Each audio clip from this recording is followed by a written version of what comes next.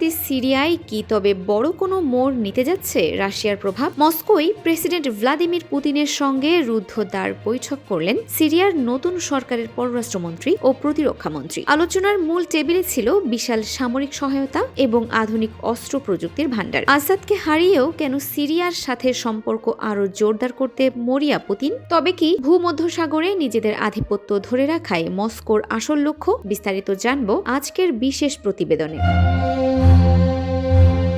Al Jazeera এক প্রতিবেদনে জানিয়েছে, রাশিয়ার রাজধানী মস্কোয় সিরিয়ার পররাষ্ট্রমন্ত্রী আসাদ হাসান আল শাইবানি ও প্রতিরক্ষামন্ত্রী মুরহাফ আবু কাসরা প্রেসিডেন্ট পুতিনের সাথে এক গুরুত্বপূর্ণ বৈঠকে মিলিত হন। সিরিয়ার রাষ্ট্রীয় সংবাদ সংস্থা সানা জানিয়েছে, এই বৈঠকে সামরিক শিল্প খাতে কৌশলগত সহযোগিতার সম্প্রসারণ নিয়ে দীর্ঘ আলোচনা হয়েছে। বিশেষ করে সিরীয় সেনাবাহিনীর সক্ষমতা বাড়াতে আধুনিক অস্ত্র উন্নয়ন, প্রযুক্তি হস্তান্তর এবং প্রতিরক্ষা খাতের আধুনিকায়ন ছিল এই আলোচনার কেন্দ্রবিন্দু।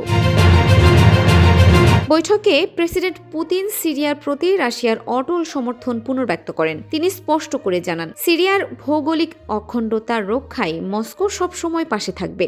শুধু তাই নয়, সিরিয়ার ভূখণ্ডে ইসরায়েলের বারবার হামলার তীব্র নিন্দা জানিয়ে পুতিন একে আঞ্চলিক স্থিতিশীলতার জন্য সরাসরি হুমকি হিসেবে উল্লেখ করেন। পুতিন এমনভাবে সামরিক অংশীদারিত্ব এগিয়ে নেওয়ার প্রস্তাব দিয়েছেন যাতে সিরীয় সেনাবাহিনী সমসাময়িক যুদ্ধের চ্যালেঞ্জ মোকাবেলায় পুরোপুরি সক্ষম হয়ে ওঠে। প্রায় 14 বছরের গৃহযুদ্ধে বাশার আল আসাদের প্রধান মিত্র ছিল রাশিয়া।